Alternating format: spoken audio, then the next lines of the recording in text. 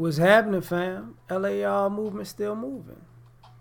Book is entitled Lessons from a Non-Custodial Father at Amazon, Kindle, and Create Space. Link will be in the description box below as usual. This video is entitled America is at a Tipping Point. I'm going to put a lot into this one, a lot of different things. So let's get into it. America has a problem. People feel like a race, right? And the tipping point to me deals with population and hypocrisy and fear. I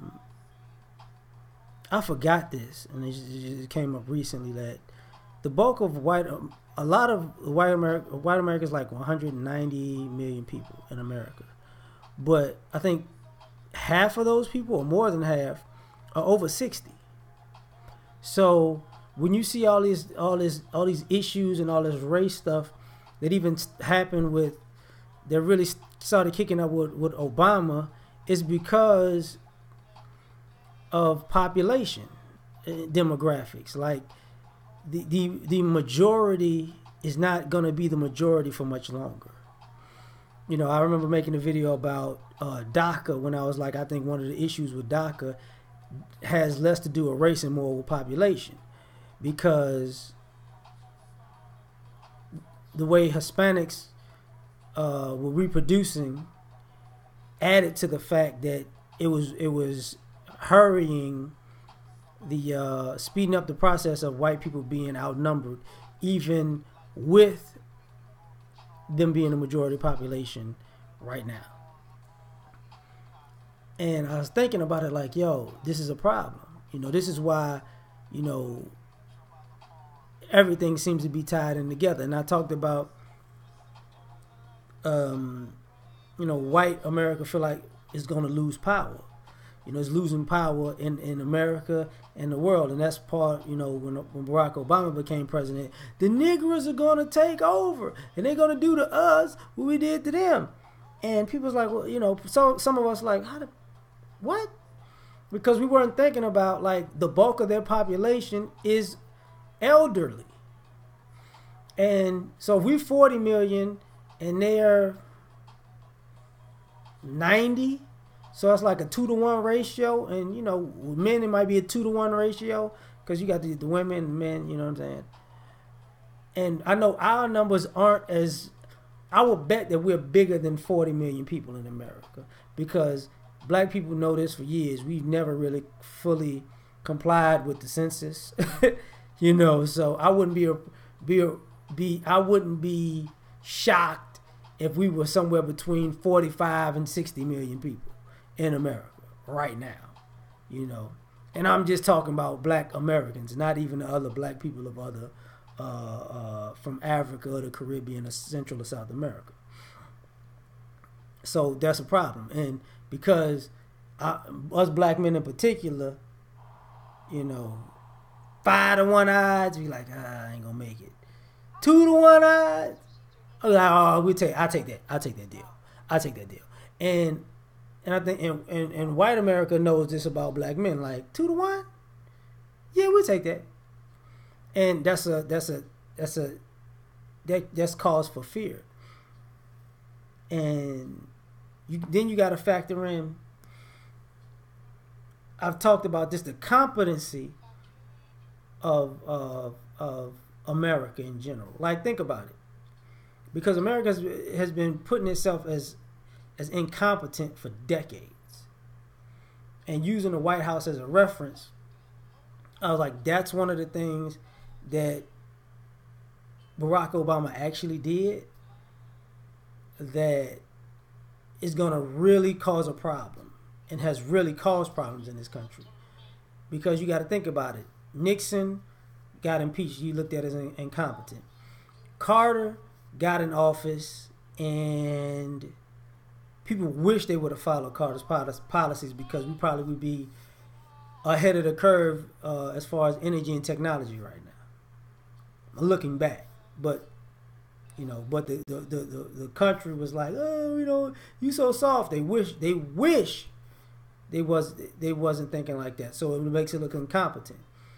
Ronald Reagan, like I can't, I was a kid, like, but from my understanding, they was always questioning his mental faculties because he was old at the time. So it's like, is he suffering from Alzheimer's while he's in office?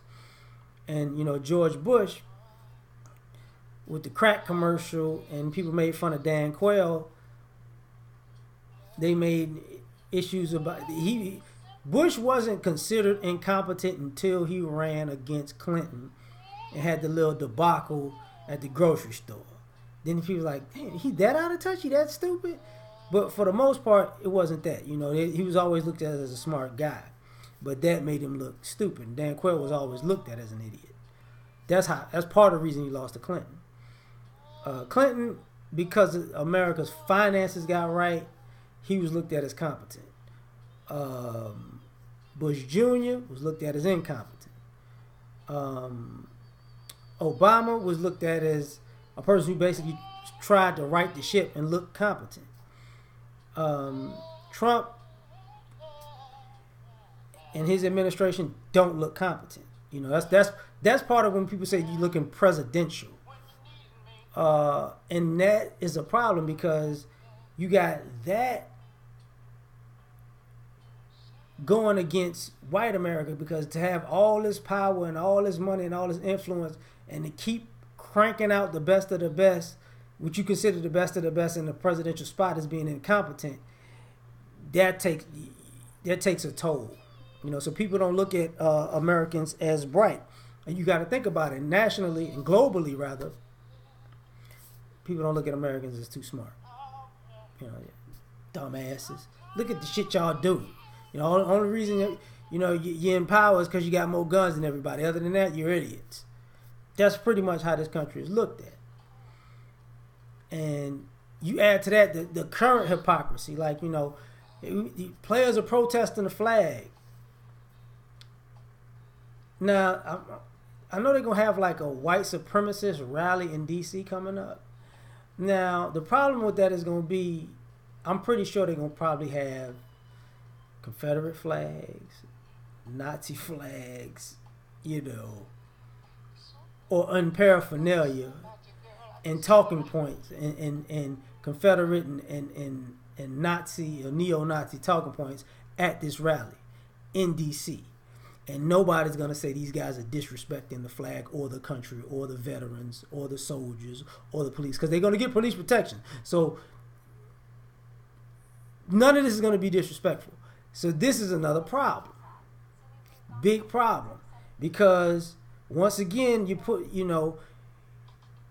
the amount of hypocrisy and incompetence, the arrogance of they keep putting this shit on a global stage, like saying this one thing and getting caught doing this thing. Saying I'm a genius and then getting caught doing this dumb shit. And you couple that with the fact that, we talk about what about black on black crime, and the next year to 10, 20 years, you're going to lose half your population just by age alone. And they know this. Not to mention all the guys, the men and women dying from heroin overdoses. They're losing people who are young age. Not to mention not reproducing, because America is a capitalistic society. So one of the problems is, why are people not having as many kids? Because you want to live the American dream, American lifestyle, and that costs.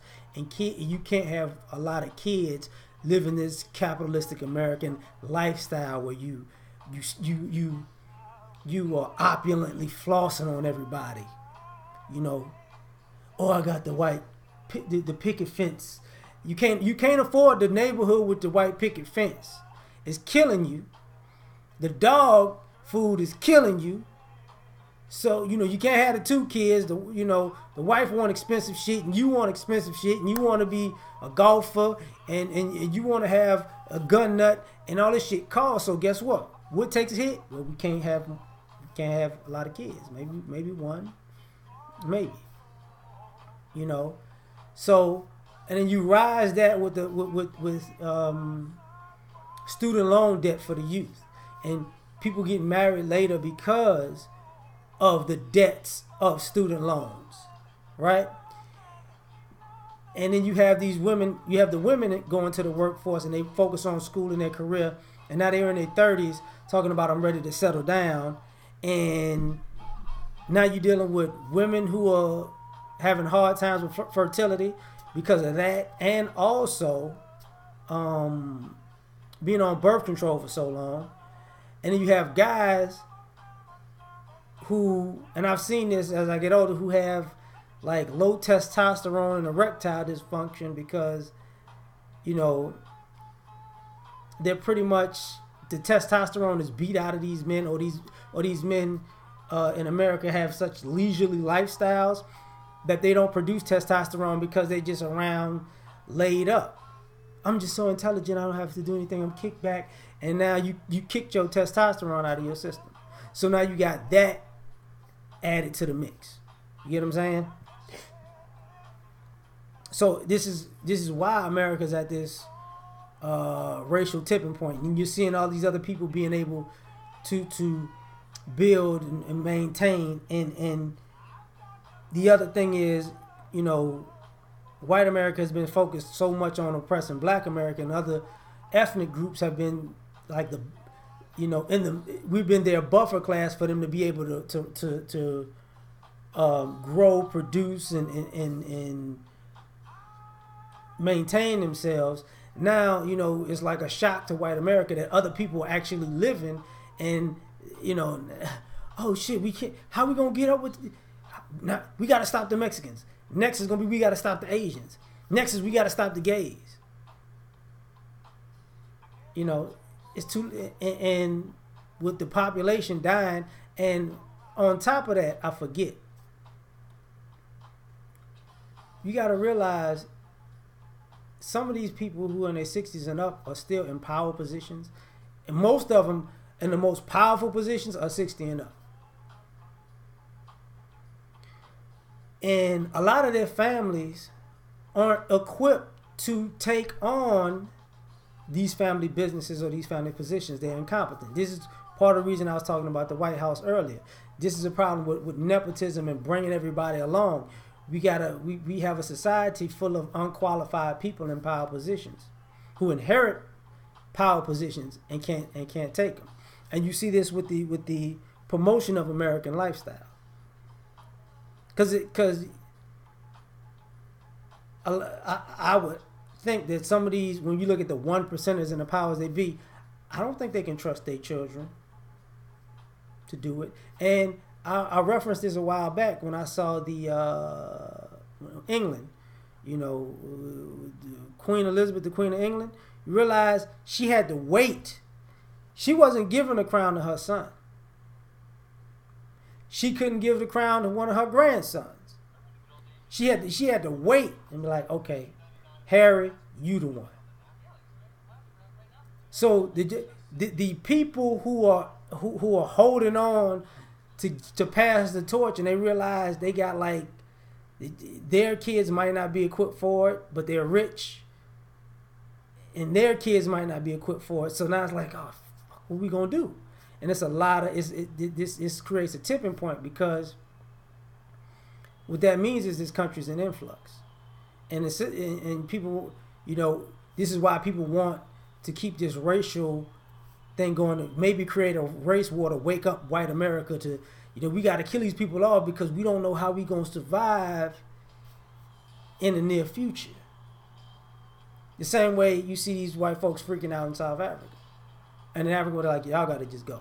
Y'all done had y'all say y'all gotta go. You see these other groups globally, like you see Australians that are Aboriginals. Look, man, we tired of y'all talking. You seeing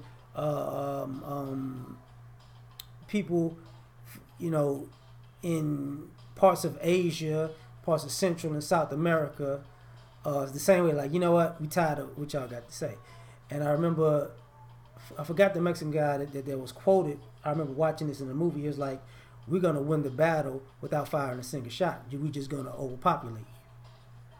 But see, that's the problem. Because all in Europe, their population is dwindling.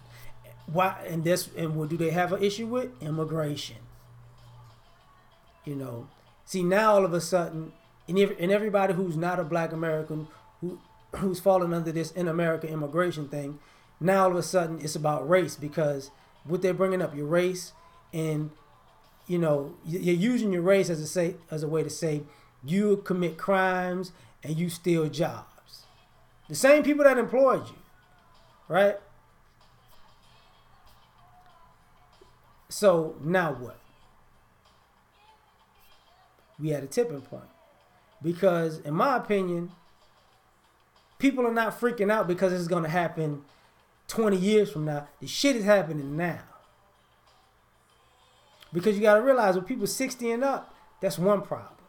They're going to be dying from old age, from sickness, from weather, whatever, family stresses. But then you got to realize, you know, the young people, like I said, that were dying of opioids. You got to realize the people who are going to mentally crack up because they're going to see too many colored faces around them, because half of the white faces just going to be gone. And they won't be able to handle that. And then you got to factor in the who's competent and who's incompetent. And like, damn, this is a longer video. And the incompetence thing, and the Thanos aspect of it is, with half of the people gone, that means there's more resources for the other for everybody else that's alive. So everybody else's lifestyle is about to increase. And you ain't got the numbers to oppress them. So this is why I feel like, you know, America's at a tipping point. This is a longer video than usual, but I'm done now. Peace.